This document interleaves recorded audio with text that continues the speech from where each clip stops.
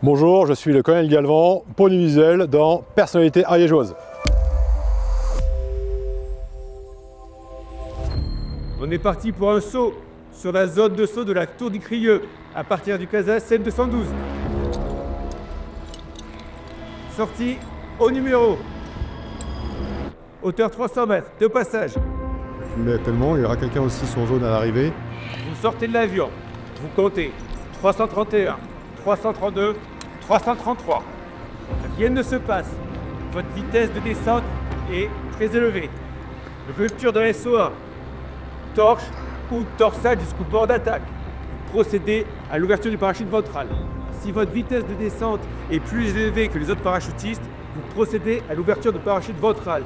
Maintenant, si vous avez un doute sur votre vitesse de descente, procédez à l'ouverture du parachute ventral. Pour tous, bon saut.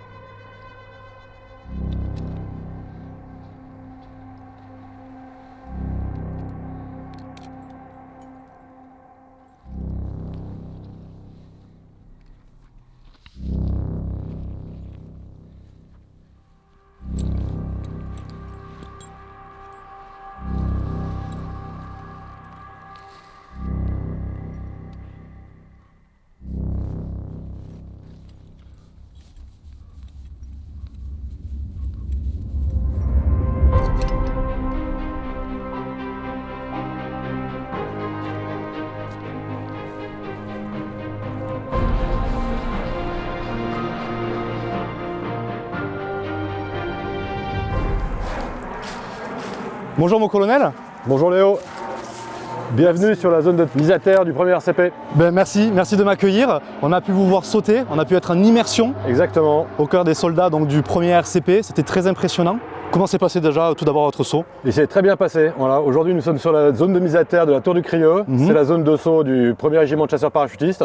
Et nous avons mené un exercice de routine classique d'entraînement à notre mission principale qui est la mise à terre depuis un avion, par la 3e dimension. D'accord, donc c'est pour ça qu'on voit tous vos hommes donc, dispatchés un peu partout. Vous êtes en mission. La mission commence maintenant? La mission commence quand on est à terre et regroupé seulement. Le but concret de cet exercice aujourd'hui, quel est-il? Le but concret, c'est de gagner en accoutumance, travailler des gestes, maîtriser mieux la pression que peut nous mettre le saut pour pouvoir être complètement prêt à consacrer notre énergie à la suite.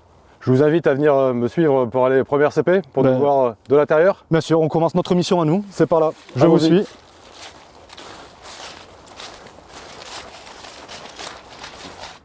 Après cet exercice, on se retrouve donc sur la place d'armes, au cœur du premier RCP. Vous avez donc eu le temps de vous dégrimer et de vous déséquiper pour nous rejoindre donc sur le plateau où on va donc mener l'interview. On va voir avec vous votre parcours personnel, professionnel. Qu'est-ce qu'un militaire du premier RCP, un militaire parachutiste? Comment intégrer le premier RCP aussi? On va voir l'intégration et l'influence qu'a le premier RCP en Ariège auprès de sa population. Et également, on va parler aussi du leadership d'un colonel, des compétences, des atouts et aussi peut-être des responsabilités que vous avez au cœur du premier RCP. Très bien. Avant ça, je souhaiterais intégrer notre sponsor du jour, qui est le Don Camillo. Le Don Camillo, qui est donc un restaurant sur Pamiers depuis 1994. Il s'est étendu aujourd'hui sur Foix, donc il a une franchise sur Pamiers et sur Foix.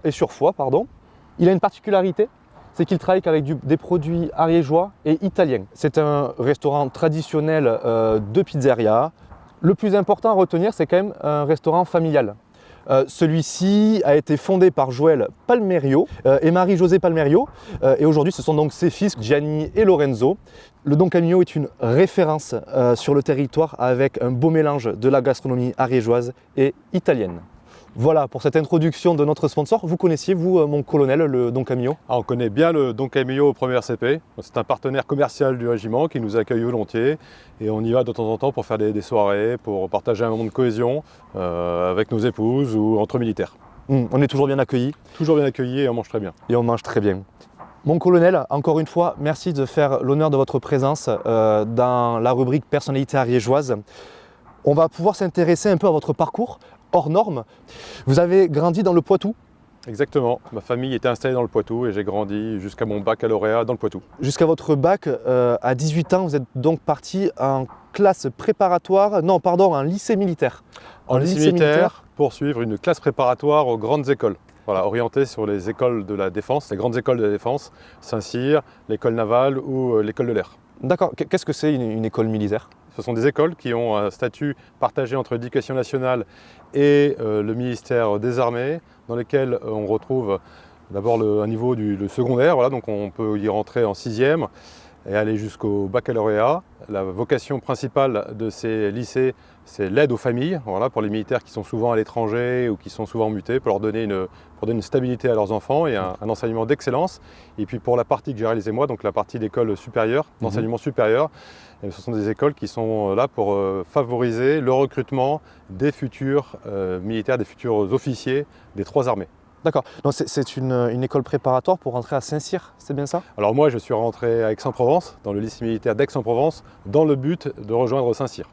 Donc vous avez donc intégré Saint-Cyr, c'est bien ça? On intègre Saint-Cyr, voilà. On intègre une grande école et j'ai intégré Saint-Cyr après 2 ans de classe préparatoire à Aix-en-Provence. Voilà, et combien de temps ont duré vos études du coup à Saint-Cyr?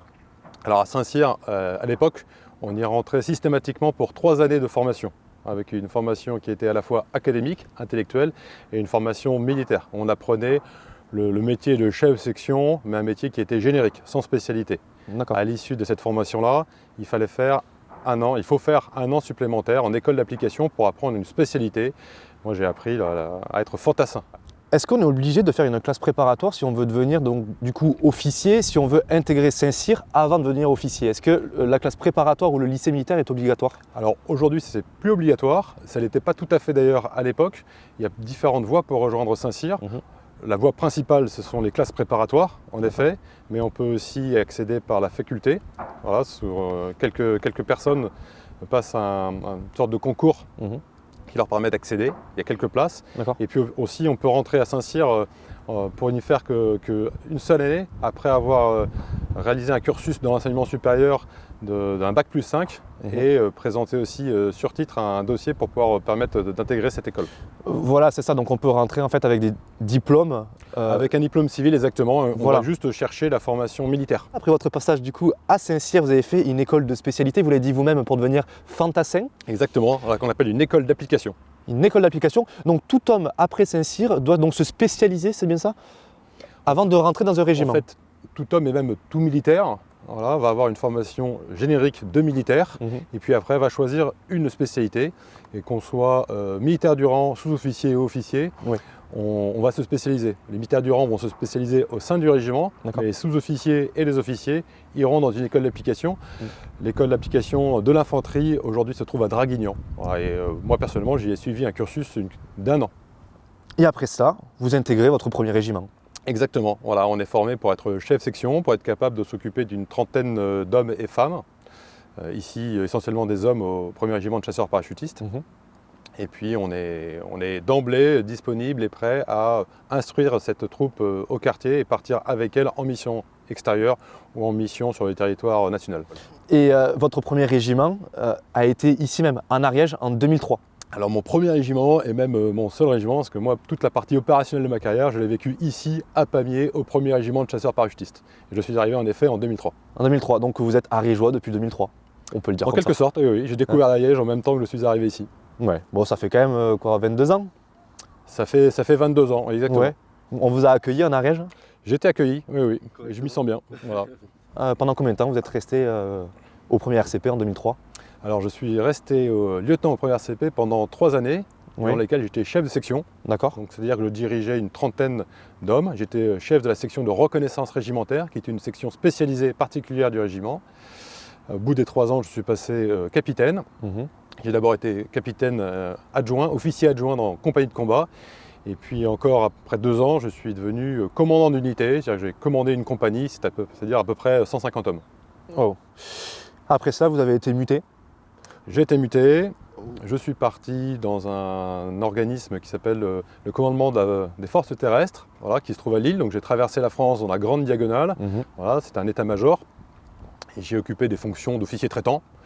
Et en même temps, parallèlement, j'y ai préparé l'école de guerre. D'accord. On est souvent muté, je pense, non, quand on est militaire. Alors ça dépend du statut que Ouais. l'on a, mais alors j'avais fait une longue période de 7 ans, Ouais. j'ai commencé par 7 ans en régiment, donc j'ai eu beaucoup de chance, mais après un officier direct, de recrutement direct, va faire des périodes d'à peu près 3 à 4 ans, voilà, parfois D'accord. moins. Et après ça, du coup, vous êtes de retour au 1er RCP le 3 juillet 2023 en tant que colonel.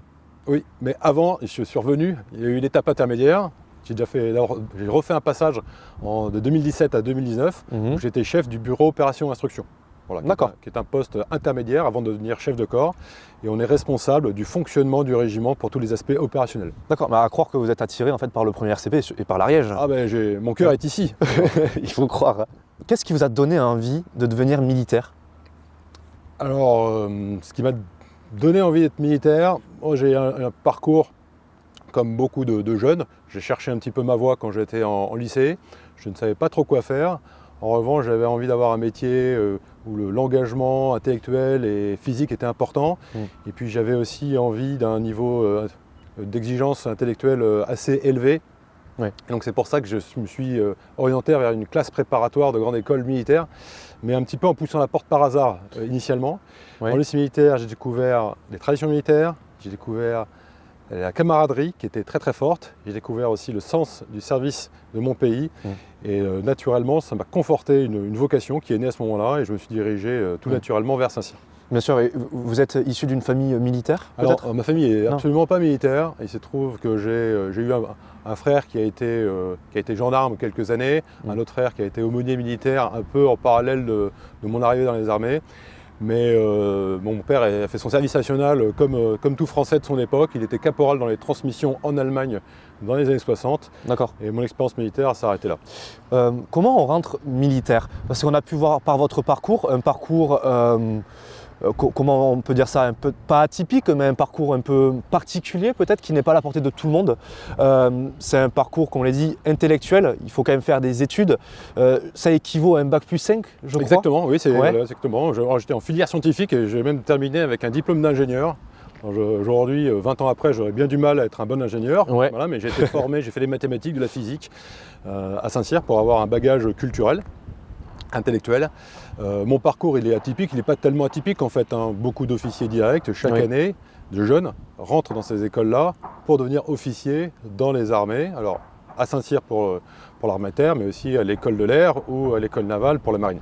Comment on peut rentrer militaire? Quels sont les autres parcours pour rentrer militaire? Alors pour entrer militaire, il y a 3 voies, puisqu'il y a 3 catégories en fait, de militaires, un peu comme on trouve dans le civil des ouvriers, des techniciens et des ingénieurs dans le monde de l'industrie par exemple. Dans les armées, on va trouver des militaires du rang, des engagés volontaires, on va trouver des sous-officiers et on va trouver des officiers. Donc on peut décider de rentrer par l'une de ces 3 catégories. Voilà, il faut s'adresser à un centre de recrutement qui va vous guider selon vos appétences, vos aptitudes, vos envies, ce que vous vouliez faire, voilà, pour choisir le bon niveau d'engagement. Pour un officier direct comme moi, je suis passé par la voie d'un lycée militaire avant d'arriver à Saint-Cyr, mais ça aurait pu aussi m'amener complètement ailleurs si je n'avais pas réussi à ouvrir la porte qui menait à Saint-Cyr. Et puis sinon, pour les militaires du rang, on y accède directement en frappant la porte du régiment, hein, c'est possible, ou en allant voir un centre de recrutement, ce qu'on appelle un CIRFA. Voilà. Ouais. Donc soit on se rapproche de CIRFA, ou soit, comme vous l'avez dit, de la manière la plus directe, on peut venir taper à votre porte. C'est tout nouveau, hein, Ouais. depuis cette année. On a une cellule d'aide au recrutement au régiment, hein, qui existe depuis longtemps. Et depuis cette année, un jeune peut venir au 1er CP, au quartier Beaumont, se présenter et dire voilà, bonjour, je souhaite venir militaire au 1er CP. Et on l'accueille.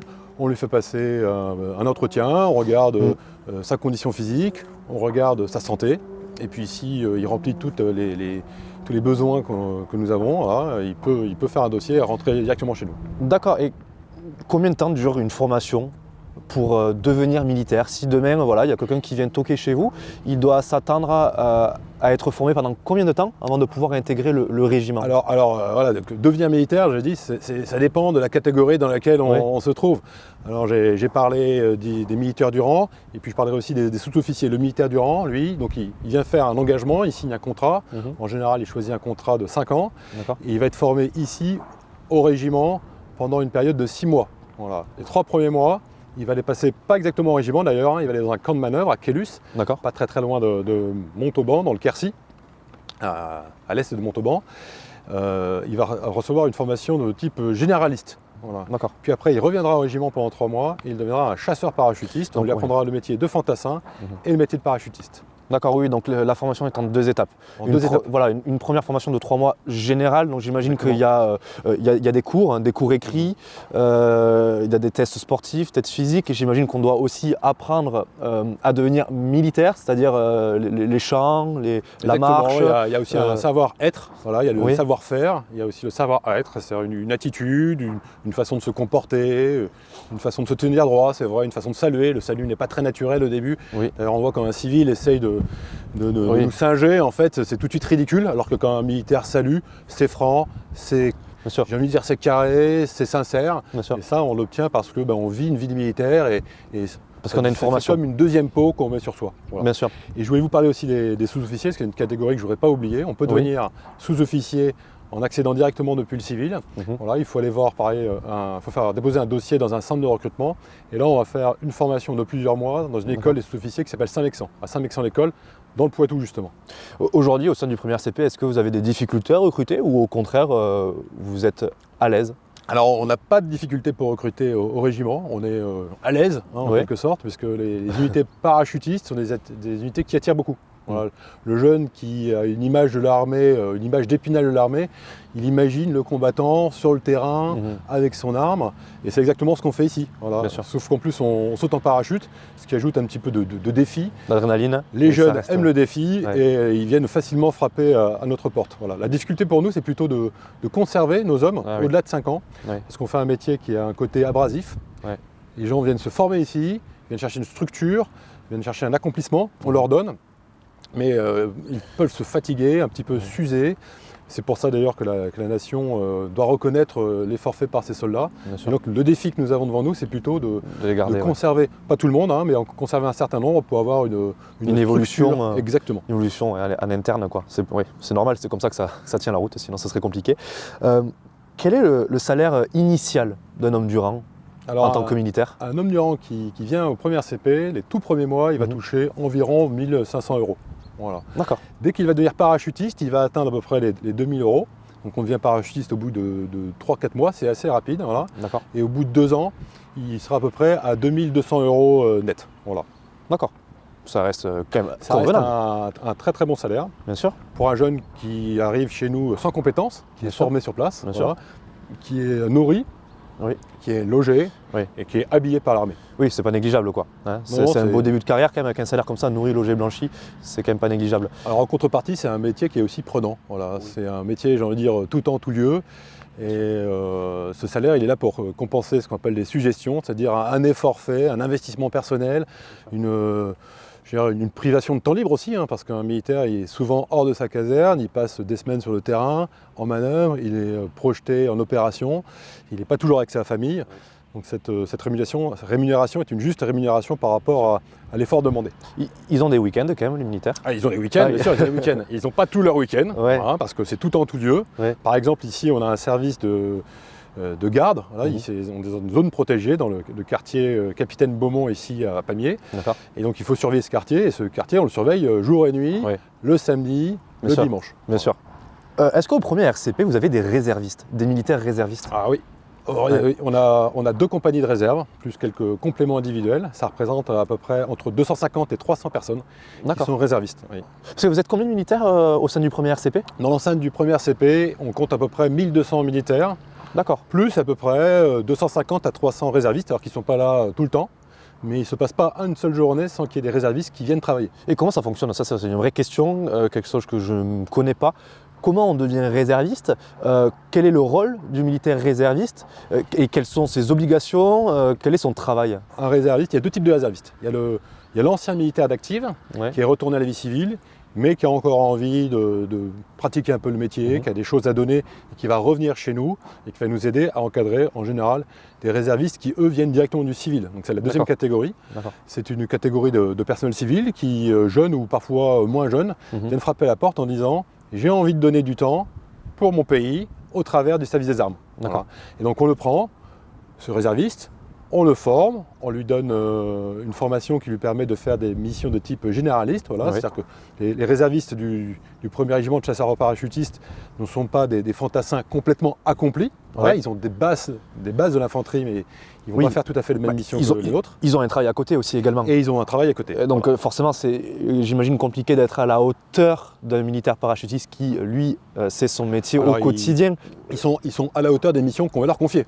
On leur donne.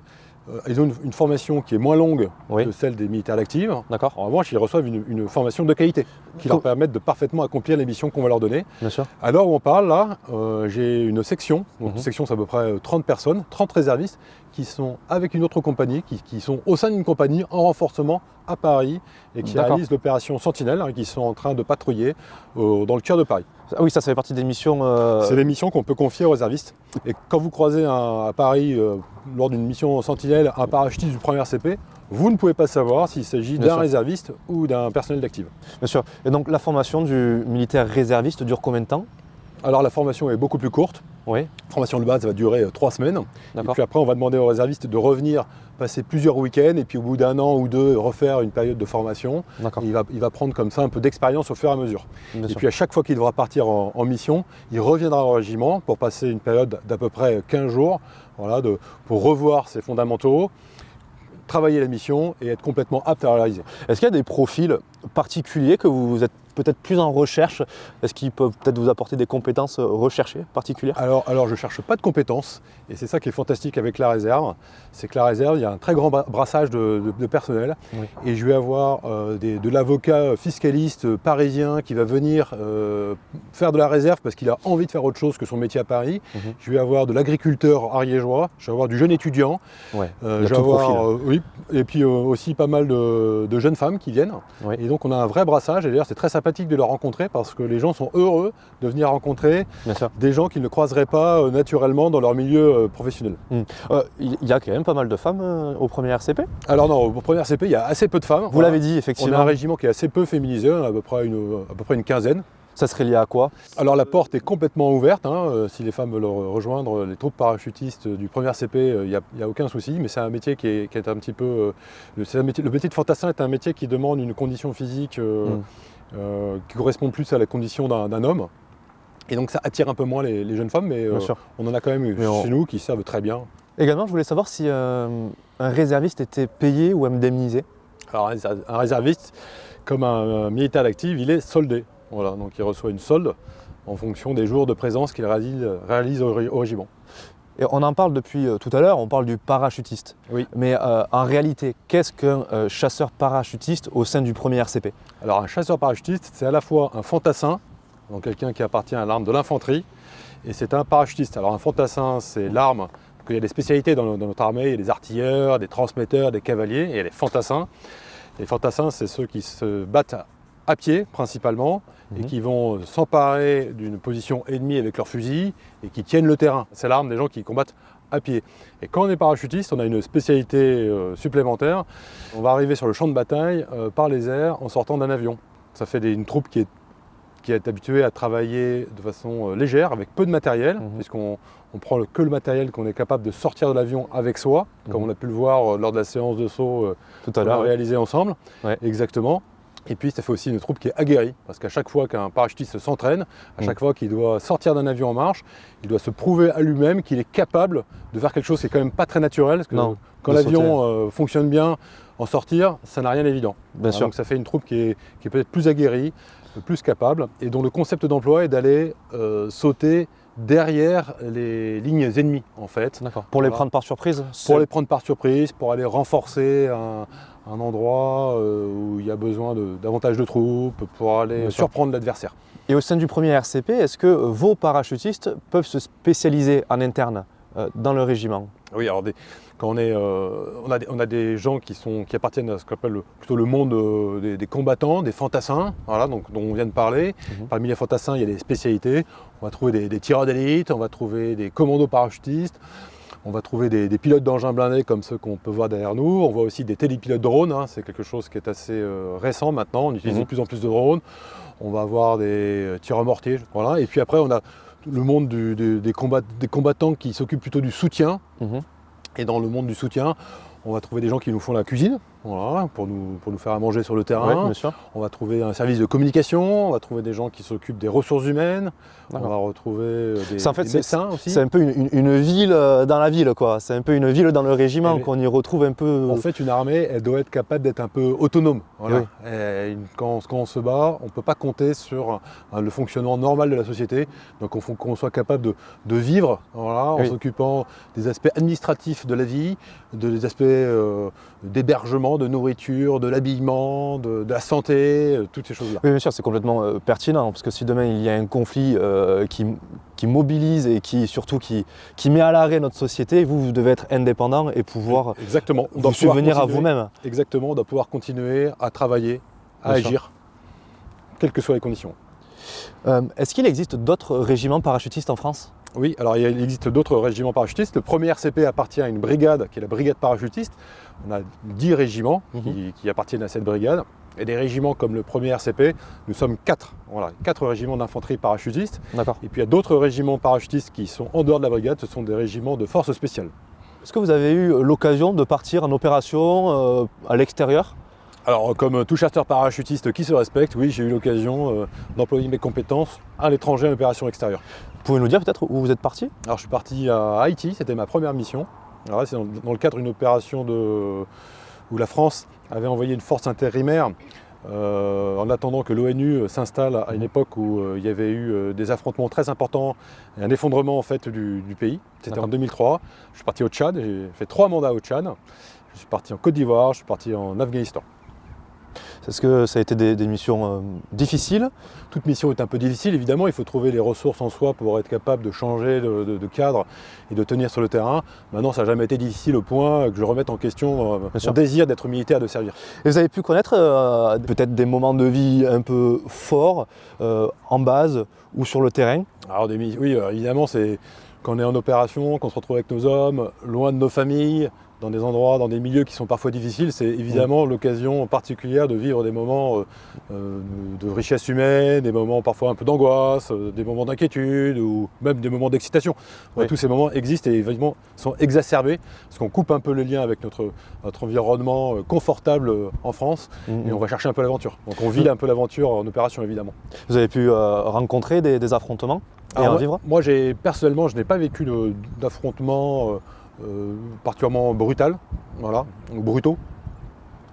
J'ai eu des expériences où des petits moments de stress ont pu apparaître. Voilà. Je peux vous en donner un, par exemple, en Afghanistan, j'étais dans un camp qui s'est fait bombardé par des roquettes, voilà, en pleine nuit. Donc c'est des moments où évidemment les uns se protègent, rejoignent des bunkers en attendant que l'événement passe. D'autres, dont je faisais partie à l'époque, avaient pour mission de protéger le camp. Donc on a tenté de rechercher les gens qui nous avaient tiré dessus pour empêcher qu'il y ait une seconde réplique. Donc il y a des moments de stress existent. Voilà.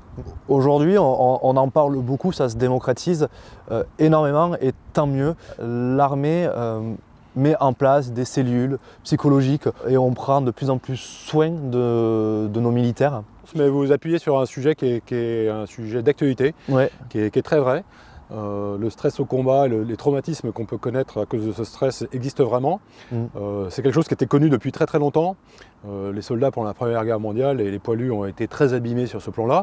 Mais on l'avait peut-être oublié pendant quelques années et c'est ressorti en particulier avec l'Afghanistan. Donc on sait qu'un soldat peut être blessé pas seulement physiquement, parce qu'il a pris une balle, voilà, parce qu'il a sauté sur une mine. Un soldat peut être blessé dans sa chair. Bien sûr. Et qu'est-ce qui blesse un soldat dans sa chair ?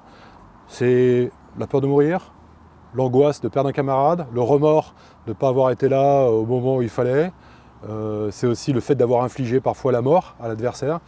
On n'est pas tous égaux devant ce genre d'expérience, Ouais. voilà, devant ce genre d'intensité d'émotion. Certaines personnes le vivent très mal. Voilà. Et on ne le voit pas tout de suite. Souvent, les gens vont rentrer en France, tout se passe bien, et ces blessures peuvent ressurgir quelques années après. Donc on en a pris conscience, on travaille énormément dessus maintenant. Dès qu'il y a un événement qui est difficile, qui a été vécu, on va créer une petite cellule, on va demander aux gens de débriefer, de parler. Déjà, la parole, c'est le premier chemin déjà pour éviter le traumatisme, pour soigner, pour se libérer. Voilà. Et si, malgré cette libération par la parole, des blessures apparaissent, on va s'occuper de ces gens. Oui. Voilà. On a ici au régiment, on a un bureau qui s'appelle le bureau environnement humain. Nous avons des conseillers facteurs humains pour aller s'occuper de ces personnes-là, essayer de repérer les cas les plus difficiles, les orienter. Oui. S'il y a un vrai suivi en fait, Il y a un vrai il y a un suivi vrai qui s'est suivi. mis en place, il y a un vrai suivi sur les années. Et exactement. Et le niveau supérieur, après, ce sont les médecins. Nous avons des médecins au régiment qui sont là pour ça, pour aider les gens qui sont blessés psychologiquement, physiquement et psychologiquement. Et puis on a aussi une cellule de psychologues de l'armée terre qui est à Paris, avec un psychologue qui est dédié pour le régiment. On a son numéro, à tout moment de la journée ou de la nuit, on peut l'appeler si on a besoin d'un conseil. Voilà, il est là pour nous aider. Bien sûr. Et vous, en tant que colonel, on voit toutes les responsabilités, en tout cas on imagine toutes les responsabilités que vous pouvez avoir au sein du premier RCP. Comment on gère cette pression, peut-être cette appréhension d'avoir nos hommes à l'extérieur, sur le terrain, qui peuvent prendre des risques? Alors, comment on gère ça? On le gère bien, on le gère avec confiance, en fait, parce qu'en fait, on n'envoie pas n'importe qui sur le terrain. On envoie des hommes qui sont préparés, des hommes qui sont sélectionnés. Voilà, si on s'aperçoit que quelqu'un a une fragilité, on va essayer de le repérer pour ne pas le mettre en difficulté. On va lui dire, c'est peut-être pas ton tour aujourd'hui de réaliser la mission, et ça sera pour un autre moment.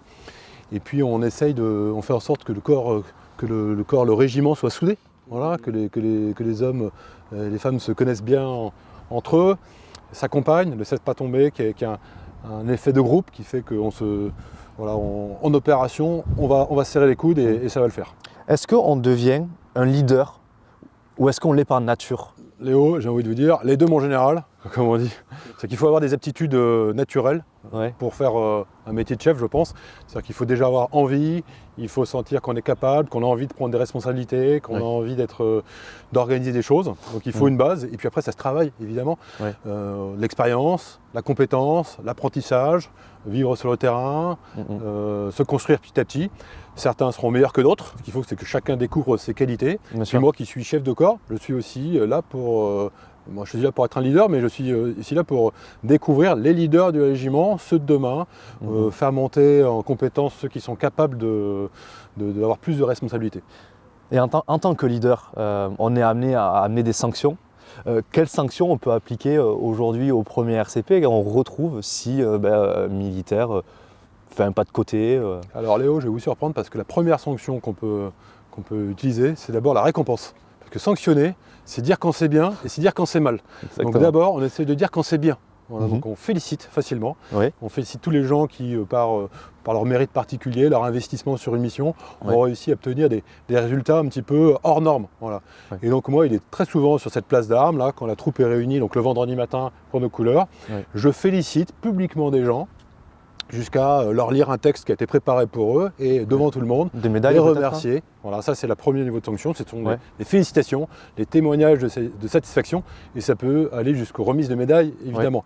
Et puis après, donc, il y a la partie négative, la partie disciplinaire de la sanction, c'est savoir aussi réprimander, de dire quand les choses ne vont pas bien. Pourquoi? Parce que quelqu'un qui commet une faute de comportement au régiment, en fait, il porte atteinte à la capacité opérationnelle du régiment et des armées. Et ça, on ne peut pas se le permettre. Il faut que le régiment soit opérationnel. Oui, il faut qu'il soit soudé, il ne faut pas qu'il y ait quelqu'un qui puisse sortir du rang. Bon, quelqu'un qui commet une faute, il faut savoir le dire devant tout le monde et dire, allez, celui-ci a commis une faute. Cette faute mérite d'être interrompue si c'est un phénomène qui se répète. Voilà. Donc, on sanctionne pour arrêter la faute, pour la réparer, pour dire, voilà, quelqu'un a une dette vis-à-vis de l'institution, en quelque sorte. Voilà. En étant sanctionné, il paye sa dette, donc après, ça le réhabilite. Et puis la sanction, elle a aussi un rôle pédagogique, surtout chez les plus jeunes, pour dire ça c'était la limite à ne pas franchir, tu l'as franchi, tu es puni, reviens dans le droit chemin, et maintenant tu connais la limite, donc tu n'y retourneras pas et tu vas devenir un meilleur soldat. Bien sûr. Et est-ce qu'on pourrait avoir quelques exemples de sanctions? Le type de sanction, Oui, qu'on peut retrouver ici même. alors la sanction la plus simple, hein, c'est l'avertissement. Hein. Voilà, donc c'est celle qu'on trouve en bas de l'échelle. On dit attention, tu as fait ça, c'était pas bien. Bien sûr. Je ne veux pas que tu On te recommences. tape sur les doigts. Et je surveille. Voilà. Voilà, tu ne dois pas. Tu prends quelqu'un qui va rouler trop vite sur la circulaire du régiment. Et attention, là tu as roulé trop vite. La prochaine fois, ça sera la sanction du niveau supérieur. Oui. Et la sanction qui est Niveau à supérieur. l'opposé, alors qu'il y a plusieurs degrés de sanction, ce sont ce qu'on appelle les jours d'arrêt, c'est-à-dire une privation de liberté temporaire. Voilà. Qui était Oui, ils sont privés de week-end par exemple, ou, Exactement, voilà. ou de permission. S'ils devaient partir en vacances une semaine, ben voilà, dans les jours qui suivaient, il se trouve qu'il doit rester bloqué au régiment. Exactement. C'est ça? L'autorité militaire Ouais. voilà, possède des pouvoirs qu'on appelle des pouvoirs exorbitants du droit commun, Mhm. voilà, avec cette capacité de restreindre la liberté de quelqu'un qui a commis une faute. Voilà. Mhm. Et cette restriction, ça s'exprime par ce qu'on appelle des jours d'arrêt. Mhm. Donc en général, la personne fait le métier du quotidien, hein, voilà, ou lors sûr. de travaux d'intérêt généraux, selon son grade. Hein, Bien sûr. on a plusieurs paliers. Bien sûr. Mais par contre, le soir, elle ne peut pas rentrer chez elle si elle habite à l'extérieur. Ouais. Elle doit demeurer au quartier. Le premier RCP, pourquoi on le retrouve en Ariège? Ah, très bonne question. Voilà. Pourquoi pas ailleurs? Alors pourquoi en Ariège? Il n'y a pas toujours eu un régiment parachutiste en Ariège. Mhm. Voilà. Ici, ce quartier, il a été créé fin des années 70, début des années 80. Il a d'abord été occupé par le 9e régiment de chasseurs parachutistes, un régiment cousin du premier RCP. D'accord. Voilà. Ce régiment était à Toulouse. À Toulouse, les conditions de vie devenaient difficiles parce que la ville s'étendait. Il a Oui. fallu que le régiment quitte la ville. Il a rejoint ce quartier. À l'époque, la ville de Pamiers a levé la main en disant « Moi, je sais fournir au ministère de la Défense un terrain, il y a des conditions, il y a des Mhm. caractéristiques. Je sais fournir ce terrain-là et donc je suis prêt à accueillir un régiment. » Et donc dans les années 80, tout début 80, le 9e RCP s'est installé. À l'époque, le premier RCP était à Souges, près de Bordeaux, juste à côté de Bordeaux. D'accord. Et puis avec les transformations, réorganisations de notre ministère, un jour il a fallu diminuer le nombre de régiments. Le 9e RCP a disparu et le premier RCP a été déplacé et est arrivé en Ariège. D'accord. Bon, moi, on a l'histoire du premier RCP. Je pense Exactement. que personne ne la connaît. Oh, les curieux peut-être. Et alors il y a quand même une précision, c'est qu'on avait besoin d'un quartier, Oui. un très beau quartier qu'on a construit ici, et on avait besoin aussi d'une zone de saut. Donc un D'accord. endroit pour pouvoir s'entraîner. Là on a sauté tout à l'heure. Exactement. Et oui, est-ce que les Pujols existaient à cette époque-là? Ah oui bien sûr. Oui, donc c'était avait vraiment déjà un stratégique. aérodrome. C'est que Il vous fallait- aviez le terrain, vous aviez donc les Pujols à côté. Exactement. Il y a tout qui Un coïncidait. aérodrome, Ouais. voilà, pour que les avions puissent décoller. Bien sûr. Une zone de saut, une Ouais. zone de mise à terre, Ouais. comme on dit, voilà, donc à proximité, qui est à 3-4 km, Mhm. et une zone pour un quartier. Et en plus, on est arrivé dans un département qui possédait déjà un champ de tir, le champ de tir D'accord. de Saint-Félix de Riotor, qui est Oui. un vieux champ de tir qui date du 19e siècle, Oui. et qui nous a permis d'avoir des infrastructures de tir pour pouvoir nous entraîner, qui sont indispensables à notre entraînement. Aujourd'hui, quelle relation entretient le premier RCP avec sa population ariégeoise? Le premier RCP entretient des relations qui sont, je dois dire, excellentes. Mhm. Voilà. D'abord parce que ça fait plus de 40 ans qu'on est en Ariège. Et au bout de Ouais. 40 ans, les gens ont appris à nous apprivoiser. Au début, Oui. peut-être que les appelés ont surpris dans les années 80.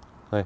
Peut-être qu'il faisait un peu de raffut en ville, je ne sais pas. Mais aujourd'hui, on appartient complètement au paysage Mhm. de l'Ariège et au visage apaméen, j'ai envie de dire même. Oui. Voilà, les gens nous connaissent. Mhm. On a même une génération de militaires qui ont pris leur retraite, qui se sont installés dans les villages aux alentours, parfois qui participent aussi à la vie associative ou même économique du pays, parce qu'on peut très bien, après une carrière de 20 ans au régiment, continuer une vie professionnelle Bien sûr.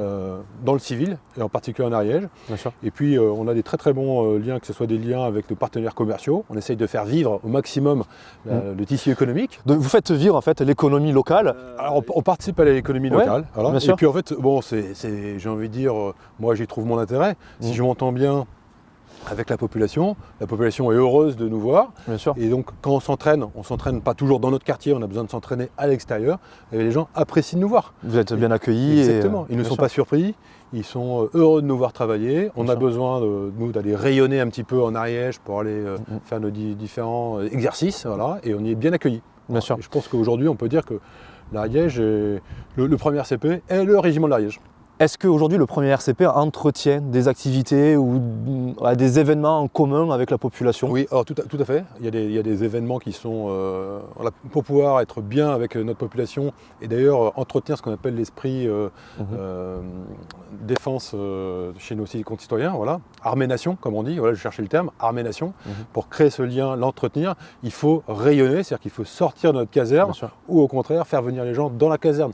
Donc on a des activités qui sont tournées vers la jeunesse. Voilà, par exemple, les journées qu'on appelle défense et citoyenneté pour les jeunes là, qui se font recenser à 17 ans voilà, sont réalisées en Ariège, principalement ici. Donc les jeunes ariégeois viennent faire un tour au premier RCP.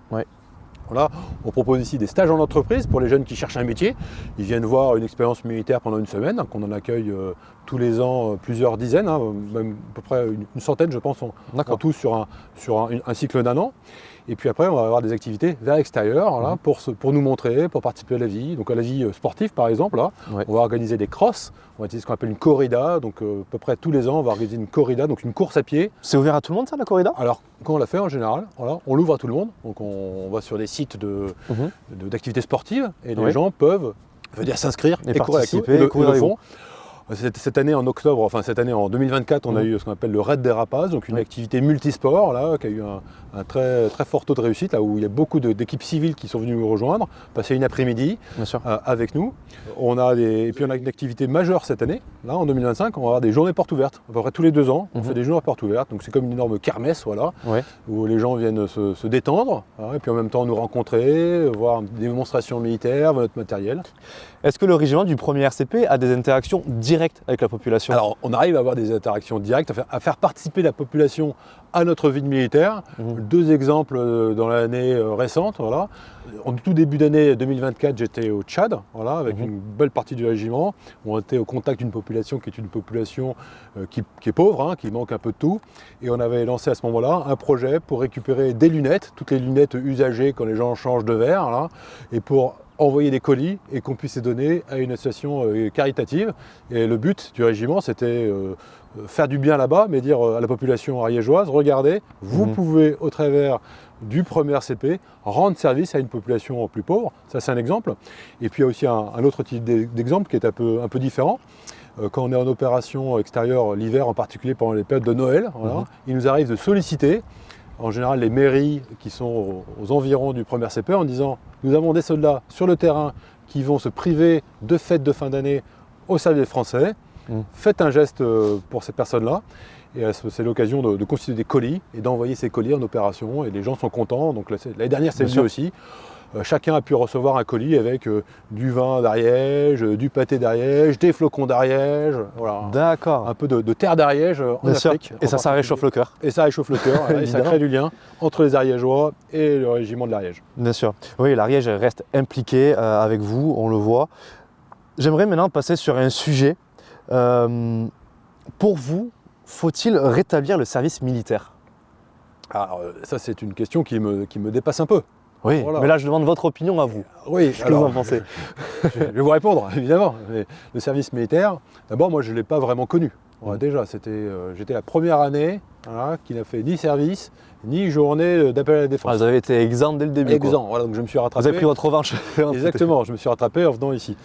Et puis alors, le service militaire, il faut savoir pourquoi le rétablir. Voilà. Si c'est sur un plan militaire, si c'est pour augmenter les troupes de l'armée de terre, voilà, c'est pas à moi d'en décider, mais manifestement, c'est pas un besoin qui est vraiment pertinent. Voilà. Pas aujourd'hui, peut-être plus tard. Voilà. D'ailleurs, le service militaire n'a pas été arrêté, il a été suspendu. C'est-à-dire que théoriquement, on peut le reprendre quand on veut. Ouais. Voilà. Si le but c'est de créer la cohésion avec la jeunesse, lui apprendre quelque chose, faire sentir à chaque jeune qu'il est français et qu'il doit quelque chose à son pays, il faut trouver une forme de service qui permettra de lui donner toutes ces valeurs-là. Ça peut être l'armée, mais ça peut être aussi une autre forme de service. Voilà. Et d'ailleurs, c'était le projet du service national universel. Oui, ça peut être les pompiers, ça peut être l'armée, ça peut être l'éducation nationale, l'aide à la personne. Des associations. Exactement. L'armée pourrait prendre sa part, voilà. Mais il faut savoir une chose, c'est que tout ce qui a été détruit, tout ce qu'on avait comme encadrement, comme savoir-faire, pour le recréer, il faudra quand même beaucoup d'énergie. Oui, oui, bien sûr. Être persuadé. Ouais, c'est plus compliqué de pouvoir tout remettre en place. Une fois qu'on l'a enlevé, c'est toujours plus délicat. C'est pas que c'est compliqué, c'est que ça sera un coût. Ça sera un vrai investissement. Un vrai investissement, ouais. Il faudra prendre Bien sûr. un virage fort si on veut le faire. Oui, parce qu'on le voit dans notre société actuelle, on voit qu'il y a une population déviante, surtout jeune. Peut-être que ça pourrait faire du bien de les mettre dans un cadre militaire. Alors il y a déjà, ça existe déjà, c'est le service volontaire. Voilà, Mais il faut être volontaire. Il faut être volontaire, Ah, voilà. C'est pas obligatoire, mais on est capable de proposer à des jeunes qui sont en difficulté, voilà, d'avoir un encadrement militaire, alors que ce soit en France ou en Outre-mer, ça existe aussi, où on apprend en Outre-mer à des jeunes un métier. En France, c'est plutôt de l'encadrement qu'on leur donne, mais ça existe aussi, mais c'est du volontariat. Oui, et au premier CP, vous en recevez des jeunes Ah non, c'est dans une structure spécialisée. C'est une structure spécialisée, mais encadrée par des militaires. D'accord, très bien. Pour vous, est-il possible qu'une troisième guerre mondiale fasse surface? On le voit avec l'actualité actuelle, ça devient de plus en plus compliqué dans le monde et même en Europe. On a la guerre qui est arrivée en Europe, qui est arrivée en Ukraine. Pour vous, est-ce que c'est quelque chose qui est envisageable dans les années à venir? Alors pour répondre à cette question-là, je vais essayer de me mettre dans la peau de quelqu'un qui vivait en France en 1905 ou en 1930 et qui se dirait, est-ce qu'il est possible d'avoir un conflit mondial en 1905 ou un deuxième conflit mondial en 1930 ? Et probablement que les personnes diraient non, jamais, soit parce qu'on ne savait pas ce que c'était, soit parce qu'on l'avait déjà vécu une fois, la der, et c'était impossible de recommencer. Voilà. Aujourd'hui, je pense que je serais plutôt prudent.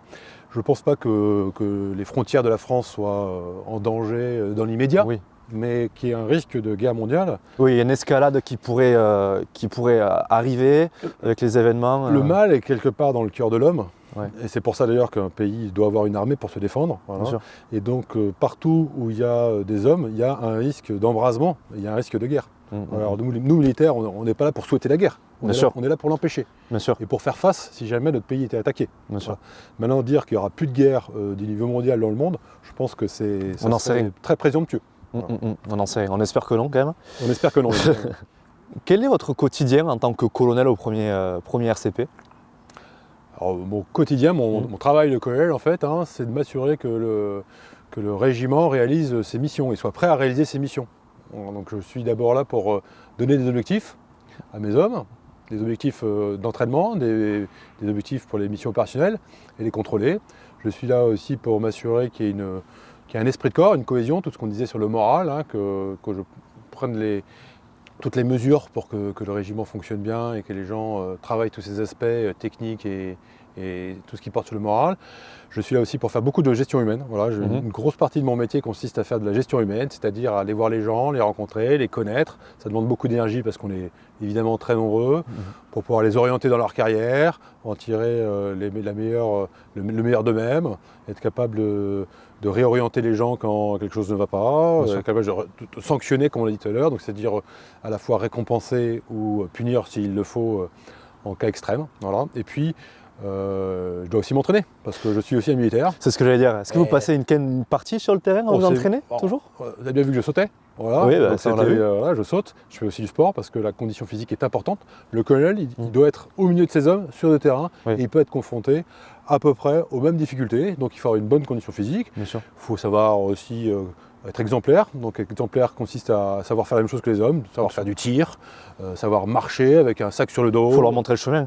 Il faut pas être en décalage avec ces hommes. Et puis après, moi, je dois aussi être capable de donner des ordres opérationnels. Donc je m'entraîne aussi avec ce qu'on appelle le centre opérationnel le centre opération du régiment, à préparer des plans de bataille, à les jouer sur le terrain, à travailler collectivement pour que le régiment soit un outil de combat opérationnel, capable de remplir en fait la mission des forces armées, une force armée crédible, et certes un vrai outil capable de participer à la souveraineté de notre pays, à la protection de notre population, et puis aussi à la capacité de pouvoir permettre à la France de remplir ses obligations dans le cadre des accords qu'elle peut passer avec ses alliés. Voilà. Donc on doit être une force crédible et on doit s'entraîner quotidiennement pour atteindre ce niveau-là. Et en opération, les opérations on en vit en fait toute l'année, on remplit ces missions-là pour être à la hauteur des attendus. Et vous, en tant que colonel, vous recevez des ordres? J'imagine que oui, mais quelle est votre hiérarchie? Alors évidemment, on appartient toujours à une chaîne hiérarchique, voilà, sauf le président de la République et encore lui il doit rendre des comptes aux Français quand même. Oui, On rend toujours malgré des- tout. on rend- C'est la boucle. Exactement, on rend toujours des comptes à quelqu'un. Donc moi j'ai un chef, voilà. J'ai un chef qui se trouve à Toulouse, là, qui se trouve à l'état-major de la 11e brigade parachutiste, D'accord. commande la brigade parachutiste dont nous avons parlé tout à l'heure. Donc j'ai un chef qui me donne des objectifs, qui me dit il faut progresser dans tel domaine, le régiment sera évalué à telle période, D'accord. vous partirez en mission dans tel pays pour réaliser tel effet avec tel partenaire. Voilà. D'accord. Donc j'ai un chef qui me donne des ordres. Et après, c'est à vous de prendre en compte les ordres et d'organiser au sein du premier RCP. Exactement. Et, Voilà. Moi, Exactement. je prends les ordres, je m'approprie les ordres, je décide de la manière dont je vais m'y prendre Mhm. et je donne des ordres moi aussi. En tant que colonel, est-ce que vous êtes au courant de certains secrets d'État ou alors d'informations que le grand public ne peut pas connaître ou ne connaît pas? Alors, si je connaissais des secrets, vous ne le sauriez pas. Oui, Voilà. jusqu'alors, je Je ne l'entends. pourrais pas le dire, ça serait dangereux, ça serait très dangereux pour moi de dire que je connais des secrets parce que je pourrais me faire attaquer pour révéler ces secrets. Donc partez du principe que je ne connais pas de secrets. Mhm. Voilà. Ici au régiment, on ne possède pas les codes de la bombe nucléaire, donc on n'a pas non plus de secrets à cacher. Alors je dis ça sous le ton de l'humour, hein, évidemment. Mais ce que je veux dire, c'est que la plupart des choses que nous faisons, en fait, elles sont connues, accessibles. Bien sûr. On peut les regarder, on peut les trouver sur Internet, on partage beaucoup ce qu'on fait. Dans notre carrière militaire, Après, j'imagine que vous pouvez peut-être avoir des informations quand même qui ne sont pas, voilà, qu'on ne peut pas avoir accès, nous, le grand public. c'est ce que j'allais vous dire, c'est que dans notre carrière militaire, on peut être amené, dans certains organismes, Mhm. à un moment, d'être au contact d'informations Bien sûr. qui ne doivent pas être divulguées parce que on mettrait en danger des personnes Bien ou sûr. parce que ce sont des... C'est pour de l'opérationnel, j'imagine. Exactement. et C'est des qui schémas doivent- tactiques. voilà. Ce sont Ça nous des- mettrait en danger, ça nous rendrait vulnérables, et Oui. donc on Oui. va chercher à les protéger. Voilà, on protège aussi notre pays en protégeant certaines informations. Bien sûr, Donc on peut être amené à un moment dans sa carrière à être au contact d'informations majeures. bien sûr, Voilà. Mais souvent ces informations majeures, elles sont majeures à un moment. Voilà. Et puis après, évidemment. rapidement, elles peuvent devenir obsolètes. Pour finir cette interview, on a un petit cadeau pour vous, une surprise. Je vais demander C'est très gentil. au lieutenant si elle veut bien nous apporter le cadeau. Bonjour. Bonjour, merci lieutenant. Voilà, avec plaisir. Voilà pour vous. Merci beaucoup. Je Merci, vous laisse. Léo. Je l'ouvre tout de suite. Oui, je vous laisse l'ouvrir. Ah, c'est très sympathique en plus que je vois que Ouais. c'est personnalisé. Exactement. On Alors. offre cela à tous nos invités. J'ai passé un bon moment avec vous et ça me fera un bon souvenir. Alors Qu'est-ce c'est que une carte. Très bien. C'est une carte connectée. Ça, c'est une carte connectée. C'est une carte connectée. C'est Très une bien. carte de visite connectée, plus précisément, qui a été personnalisée à votre effigie par Elodie Vert, qui a une société donc sur Saverdun et qui fabrique ces cartes-là. Ah, très bien. Merci mon colonel d'avoir accepté cette interview-là. J'espère que nos concitoyens et les Ariégeois ont pu apprendre pas mal de choses à vos côtés. Alors, ils ont appris sûrement beaucoup de choses, mais vous n'avez pas fini d'apprendre. Parce que moi aussi, j'ai une petite surprise pour vous, Léo. C'est vrai? Eh oui, on va pas en rester là. D'accord. On va Très retourner bien. un petit peu sur le terrain s'entraîner. Ah oui. C'est parti. On y Allez, va. avec moi. Allez, c'est parfait. On y va. Voilà. Vous êtes prêts? Bah, je Il va suis falloir prêt. agir Écoutez, maintenant. c'est vrai? Ça va être physique? Alors la surprise du colonel Galvin, c'est que je vais pouvoir sauter en parachute avec eux le jour des portes ouvertes du premier RCP. Alors c'est une première pour moi, on verra ce que ça donne.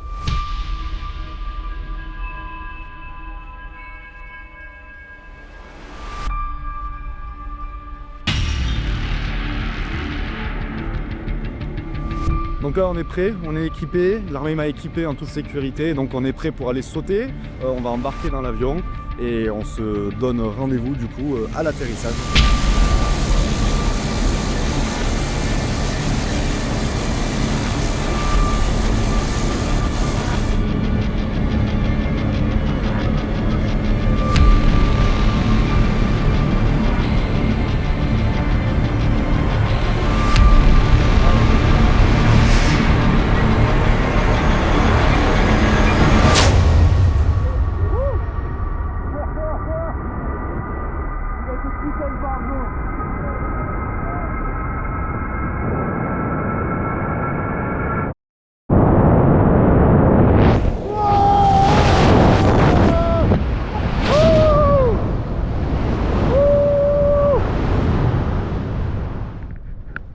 C'est incroyable.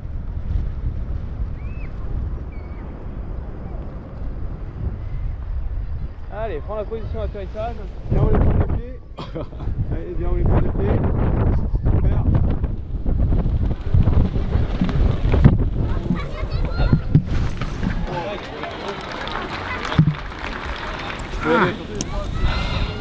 Ça a été? Incroyable, mon vieux.